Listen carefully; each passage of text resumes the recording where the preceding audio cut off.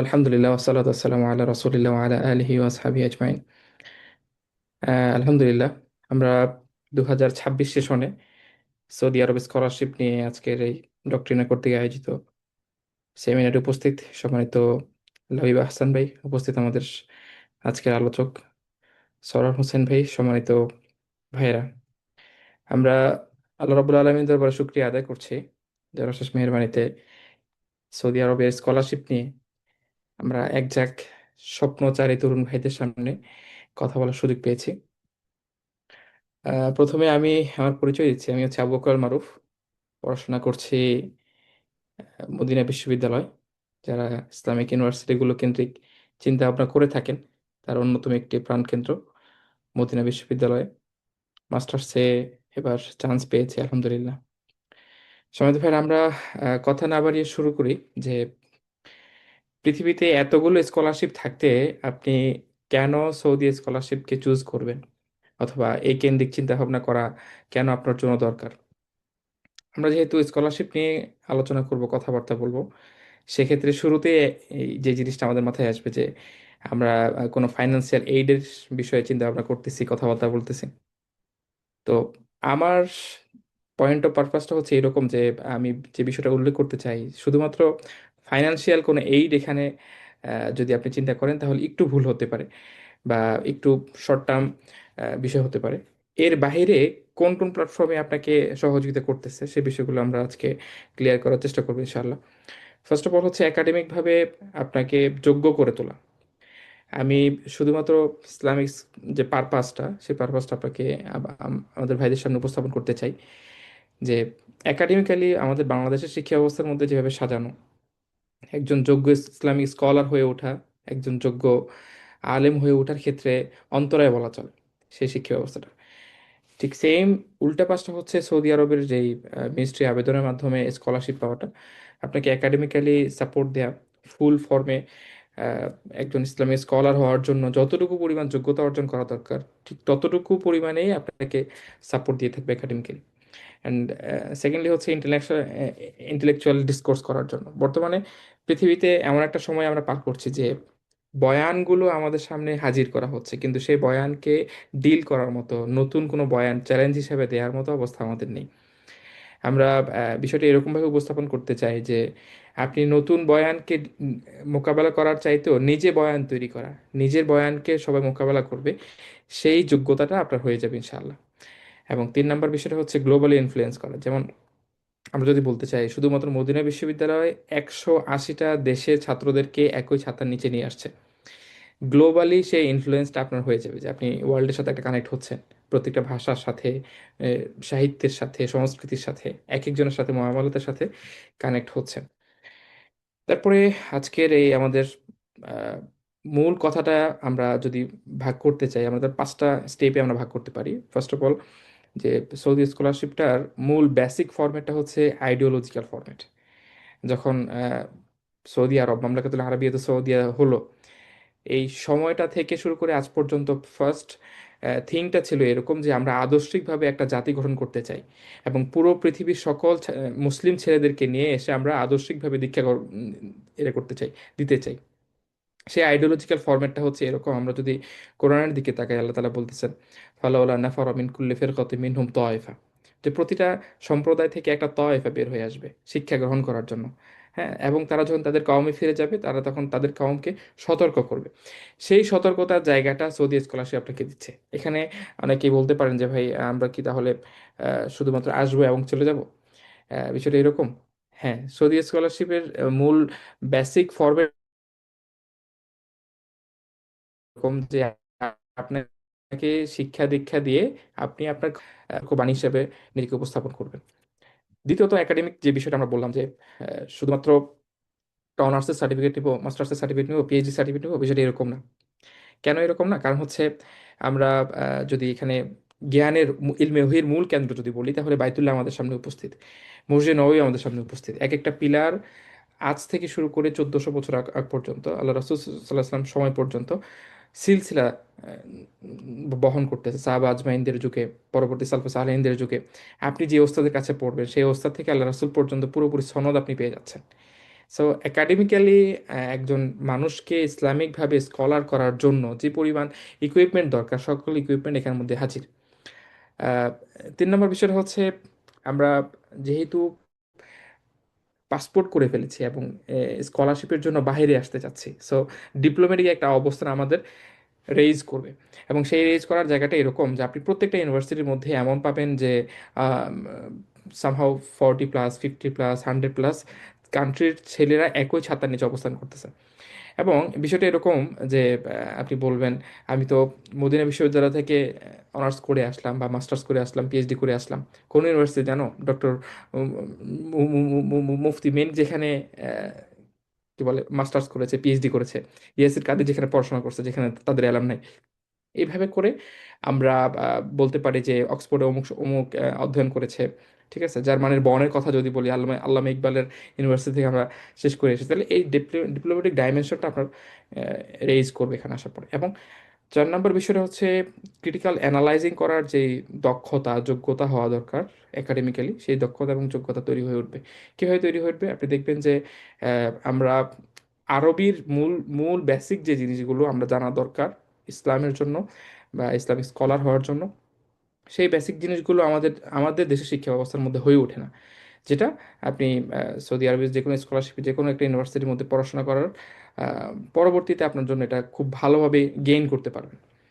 এবং লাস্টলি আমরা যেটা বলতে চাই যে এটা এমন একটা বর্ডার তৈরি করবে, যেমন আমি যদি আমার এই টুপি দিয়ে উদাহরণ দিই, আপনার টুপির বর্ডার যতটুকু হতে পারে ঠিক ততটুকু জিনিস ততটুকু সম্পদ আপনি এটাতে অর্জন করতে পারবেন। তো যদি বর্ডারটা যদি এরকম হয় যে অনেক বড় একটা বর্ডার হলো, হ্যাঁ, সেই বর্ডারের মাধ্যমে আপনি সকল জ্ঞানগুলোকে অ্যাকোমোডেট করতে পারলেন এবং পরবর্তীতে এটা যে কোনো সময় যে কোনো পারপাসে বিলি করতে পারলেন। তার মানে আপনার বর্ডারটা এত বড় হওয়া দরকার যে বর্ডারের মধ্যে সকল কিছু গচ্ছিত হতে পারবে, এবং এটা আপনি স্কলারশিপের মধ্যে পেয়ে যাবেন ইনশাআল্লাহ। তারপরে আমরা একটা আইকনিক গেট দিয়েছি মদিনা বিশ্ববিদ্যালয়ের এবং বিশ্ববিদ্যালয় সেন্ট্রাল লাইব্রেরি। এবং আহ, এই সৌদি স্কলারশিপের ক্ষেত্রে আপনার তাত্ত্বিক যে ভিত্তিটা হতে পারে, কি কি ভিত্তি হতে পারে আমরা যদি প্রথমত দেখি, আমরা যেটা বলেছিলাম এপিস্টেমোলজি অফ তাওহিদ, তাওহিদের ক্ষেত্রে আপনাকে দীক্ষা দিবে। এবং এই দীক্ষাটা এমন হবে যে আপনারা জানেন শিরক এবং বেদাত মুক্ত একটা চিন্তাধারা নিয়ে সৌদি আরব প্রতিষ্ঠা হয়েছিল। সেই শিরক এবং বিদাত মুক্ত একটা শিক্ষা ব্যবস্থা দিবে হচ্ছে আপনাকে ইসলামিক স্কলার হওয়ার জন্য সৌদি আরবের স্কলারশিপটা।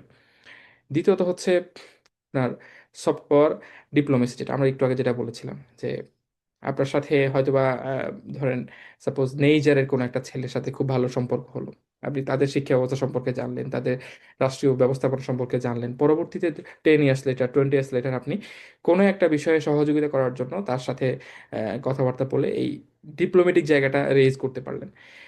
এবং আহ, 3 নম্বর বিষয়টা হচ্ছে গ্লোবাল একাডেমিকভাবে গ্লোবালি আপনাকে কম্পিটিটিভ অবস্থা তৈরি করা, যেটা আমার দেশে অনার্স শেষ করার পরে মাস্টার্স শেষ করার পরে অথবা হচ্ছে আমরা অনার্স মাস্টার্স শেষ করে ফেললাম, পরবর্তীতে কি করব, হ্যাঁ, আমার লাইফে কি হতে পারে, এ নিয়ে একটা দোদুল্যমান অবস্থার মধ্যে আমরা পড়ি, যেটা আমার জন্য খুব কঠিন সিচুয়েশনের মধ্যে ফেলে। এবং এই ওয়ার্ল্ডের বর্তমান কম্পিটিটিভ অবস্থার মধ্যে আপনি আপনার এমন একটা শিক্ষা ব্যবস্থার মধ্যে শিক্ষা অর্জন করা দরকার, যেটাকে দিয়ে পরবর্তী জীবনে আপনি খুব ভালো কাজে লাগাতে পারবেন। তারপরে যদি আমরা অবজেক্টিভের কথা বলি, এই স্কলারশিপের ক্ষেত্রে উদ্দেশ্যটা কি হতে পারে, আমরা আহ, যদি বুদ্ধিবৃত্তিক পুনর্জাগরণের কথা যদি বলি, যে একবিংশ শতাব্দীর মধ্যে এমন একদল তরুণ যুবক দরকার যারা কিনা সকল চ্যালেঞ্জকে মোকাবেলা করে একটা নবজাগরণ রেইজ করবে, সেটা কারা হতে পারে? হ্যাঁ, যদি ইসলামিক পারপাসের কথা যদি বলি, সেটা হবে কারা? সেটা হবে আমরা। আজকে যে 42 জন যুক্ত হলো এর মধ্যে 42 জন ভাইয়েরাই হবে ইনশাআল্লাহ। এবং সেকেন্ডলি হচ্ছে একটা ব্রিজ তৈরি হবে ইসলামিক স্কলারের এবং হচ্ছে মডার্ন সায়েন্সের ক্ষেত্রে। আপনি এই যোগ সাদৃশ্যটা এখানে খুঁজে পাবেন। এবং ডিপ্লোমেটিক কোনো থ্রো যদি আমরা বলি যে একাডেমিকভাবে আপনি ডিপ্লোমেটিকভাবে কীভাবে কাজ করতে পারবেন, আমি একটু আগে বলেছিলাম যে পাসপোর্ট হওয়া মানে হচ্ছে পৃথিবীর সন্তান। ঠিক আছে, আপনার এনআইডি কার্ড আছে, এনআইডি হওয়া মানে হচ্ছে আপনি বাংলাদেশের সন্তান, দেশের ছেলে। আর পাসপোর্ট হয়ে গেছে আপনি বিশ্বের ছেলে। এবং বিশ্বের ছেলে হওয়ার পরে আপনি কেন সৌদি আরবে আসবেন, এটা মূল বিষয়টা হচ্ছে এরকম যে যদি আমাদের সকল দেশগুলোকে একসাথে রাখি এবং বিশ্বকে একসাথে রাখি, তাহলে ইসলামিক বিশ্ব বা মুসলিম বিশ্ব যেন আগেই থাকতে পারে, সেরকম রাহাবার তৈরি হওয়া, সে রাহাবার তৈরি হওয়ার কাজটা এখানে করবে ইনশাল্লাহ। এরপর একটা কোশ্চেন আপনাদের সামনে আসতে পারে যে ভাই যা বললেন সব তো ডিপ্লোম্যাটিক টুলের কথা বললেন, হ্যাঁ, আমরা জেনুইনই কোনো কোনো কি বলে স্বাধীন চেতা হতে পারবো কিনা, স্বাধীনভাবে চিন্তা করতে পারবো কিনা যে হচ্ছে এই পড়াশোনা শেষ করার পরে। এই প্রশ্নটা আমি আপনাদের সামনে কেন উপস্থাপন করলাম, কারণ আহ, আমাদের দেশের মধ্যে একটা আহ, শৃঙ্খল পরিস্থিতি আমরা দেখতে পাই মাঝে মাঝে, যে হচ্ছে অমুকের আকিদা ভালো, অমুকের আকিদা খারাপ। তো যারা এই ডিলারশিপ নিয়ে কাজ করে তারা দেখবেন যে হচ্ছে ব্যাকগ্রাউন্ড হচ্ছে সৌদি স্কলারশিপের কোনো একটা সময় সে শেষ করে আসছে, হয়তো অনার্স মাস্টার্স পিএইচডি শেষ করে আসছে, অথবা মদিনা বিশ্ববিদ্যালয়ে পড়ছে, অমুক বিশ্ববিদ্যালয়ে পড়াশোনা করছে। তাহলে আপনাকে ইন্ডিপেন্ডেন্ট থিঙ্কিং লেভেলটা তৈরি করার জন্য এটাকে সহায়তা করবে। হয়তোবা আমরা আমাদের জায়গা থেকে আমরা ছোট্ট কুয়ায় বসবাস করি, আমাদের থিঙ্কিং লেভেলটা ছোট পরিসরে, এই জন্য আমরা ওইভাবে করে চিন্তা করতে পারি না। আমরা একটা ছোট্ট উদাহরণ দিতে পারি এখানে এক্ষেত্রে, জাদুল মাআদ পড়ানো হয়, ঠিক আছে? তো এই জিনিসটা এরকম যে আপনাকে শুধু একটা কিতাব পড়াবো না, ফিকের ক্ষেত্রে চারটা কিতাব পড়ানো হয়, চার মাযহাবে চারটা কিতাব পড়ানো হয়। একইভাবে আপনি চিন্তা করবেন প্রত্যেকটা মাযহাবের কি সাদৃশ্য আছে, কি বৈপরীত্য আছে। হ্যাঁ, এই জিনিসটা চিন্তা করার পরে আপনি আপনার জায়গাতে আহ, মানুষের কাছে যেটা উপস্থাপন করবেন সেটা হচ্ছে মুতাদিল হবেন, ইনসাফ করবেন তাদের কাছে। হ্যাঁ, আপনি চরমপন্থা অবলম্বন করবেন না, কিন্তু আমাদের বিভিন্ন সময় দেখা যায় চরমপন্থা অবলম্বন করে ফেলে কেউ কেউ। যাই হোক, আমরা তাহলে যেহেতু স্কলারশিপ নিয়ে কথা বলতেছি, কোন কোন ফিল্ডে আমরা এখানে স্কলারশিপ পেয়ে থাকবো? প্রথমত আমরা দেখি যে ইসলামিক স্টাডিজের ক্ষেত্রে আকিদা, ফিকহ, দাওয়া, কোরআনিক সায়েন্স, হাদিস, শরিয়া, লোগা, সব কিছুই আছে এখানের মধ্যে, যে কোনো ইউনিভার্সিটিতে সব কিছু সব ডিপার্টমেন্টই আছে। তারপর ন্যাচারাল সায়েন্সের ক্ষেত্রে মেডিসিন, ইঞ্জিনিয়ারিং, যদিও আগে মেডিসিন অত বেশি নিত না, এখন এমএস করার জন্য বা এমডি করার জন্য হচ্ছে মেডিসিনের মধ্যে নিয়ে থাকে। সেক্ষেত্রে ইঞ্জিনিয়ারিং আছে, কম্পিউটার সায়েন্স আছে, আরো আরো অনেক অনেক সায়েন্স সাবজেক্ট আছে, এটা আমাদের সরোয়ার ভাই বিস্তারিত বলবেন ইনশাল্লাহ। সোশ্যাল সায়েন্সের ক্ষেত্রেও কুল্লিয়াতুল আমাল বলা হয়, বিজনেস ফ্যাকাল্টি বা অন্য যে কোনো ফ্যাকাল্টির স্টুডেন্ট নিয়ে থাকেন তারা। তারপর একটা ইন্টেলেকচুয়াল দিলেম্মা হতে পারে এখানে, যে আমরা ডাইভার্সিটি কথা বলছি, হ্যাঁ, এবং সৌদি আরব যে রেইজিং পর্যায়ে যাচ্ছে, আগামী বিশ্বের সাথে তাল মিলানোর জন্য তারা যে 2030 ভিশন নিয়েছে, সেই ভিশনের একটা পার্ট হওয়ার জন্য আপনি সৌদি স্কলারশিপ নেওয়া দরকার। 2030 ভিশনের পার্ট হওয়ার হবো কিভাবে, এবং ক্রিটিক্যালি এটা কিভাবে আমি নিজেকে এঙ্গেজমেন্ট করবো এই গ্লোবাল নলেজের ক্ষেত্রে, এটার জন্য আমাদের একটু চিন্তা ভাবনা করা দরকার। তারপরে আমরা যদি হচ্ছে আরো কিছু কথা বলি যে টুলটা কেমন হতে পারে সফট পাওয়ারের ক্ষেত্রে, আমরা একটু আগে বলেছিলাম। আহ, এটা ইসলামিক থটের ক্ষেত্রে যদি আমরা বলি, ইসলামিক থটটা কেমন হবে আগামী 10 বছর, 15 বছর, 50 বছর, 100 বছর পৃথিবীতে, ইসলামিক বয়ানগুলো কিভাবে রেইজ, সে বয়ানগুলো কারা তৈরি করবে। ইয়াসির কাদি যখন এখানে পড়াশোনা করেছেন, হ্যাঁ, তখন দেখবেন যে মদিনা বিশ্ববিদ্যালয়ের নামটাও খুব কম লোকে জানতো। আমি একটা উদাহরণ দিই সবসময়, আমার আব্বু যখন এখানে পড়াশোনা করছেন আজ থেকে 36 বছর আগে প্রায়, তখন আমরা হয়তো অনেকে জন্মগ্রহণ করি নাই, অনেকে শুনিই নেই মদিনা বিশ্ববিদ্যালয় বা সামথিং এমন কিছু। কিন্তু আজকে ইসলামিস্টদের একটা মূল কেন্দ্র হচ্ছে যে আমরা যদি মদিনায় চান্স পেতে পারি, আমরা যদি উম্মুল কোরআয় চান্স পেতে পারি, আমরা যদি ইমাম মহিউদ্দিন সৌদে চান্স পেতে পারি, তাহলে এই জায়গাটা আহ, তৈরি হবে। এবং সর্বশেষ যখন তৈরি হওয়ার পরে আপনার অ্যালামনাইয়ের নেটওয়ার্কিংটা এমন পর্যায়ে যাবে আহ, যেটা আনবিলিভেবল, আপনি চিন্তা করতে পারবেন না কোন পর্যায়ে আসতে পারে।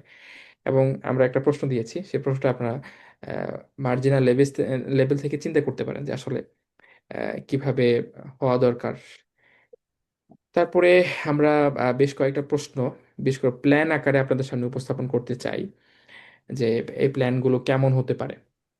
যেহেতু আইডিওলজিক্যালি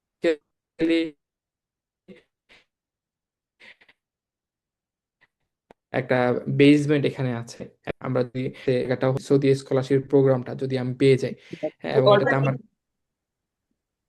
এটাতে আমার কি হচ্ছে জ্ঞানীয় কোনো স্বাধীনতা থাকবে কিনা, হ্যাঁ, আমি কি কোনো এফেক্টিভ অবস্থায় আসতে পারবো কিনা এই স্কলারশিপ শেষ করার পরে, এমন কিছু প্ল্যান আমি আপনাদেরকে দিয়েছি, 5টা কোশ্চেন। আপনারা এটা নিয়ে আলোচনা করতে পারেন, নিজেরা চিন্তা ভাবনা করতে পারেন। তারপরে সর্বশেষ আমরা শেষের দিকে যাই, সেটা হচ্ছে ডকুমেন্টস গুলো কিভাবে কি হতে পারে। মেইন ডকুমেন্টস অনার্সের ক্ষেত্রে আমরা যদি দেখি যে বার্থ সার্টিফিকেট, যেটা আরবি অনুবাদ লাগবে, এবং হচ্ছে মেইন কপি লাগবে, ইংলিশ কপিটা, passport, NID card, father's NID, mother's NID, এবং কি যদি মাস্টার্সের জন্য আবেদন করতে চান তাহলে ব্যাচেলর সার্টিফিকেটটা লাগবে, ট্রান্সক্রিপ্ট ব্যাচেলর লাগবে, এবং হচ্ছে ওইভাবে করে লাগবে আর কি। আর আপনারা যারা হচ্ছে অনার্স লেভেল কেন্দ্রিক আবেদন করতে চান তারা এসএসসি বা আলিমের সার্টিফিকেট, ট্রান্সক্রিপ্ট, প্রশংসাপত্র, এই বিষয়গুলো ম্যান্ডেটরি লাগবে।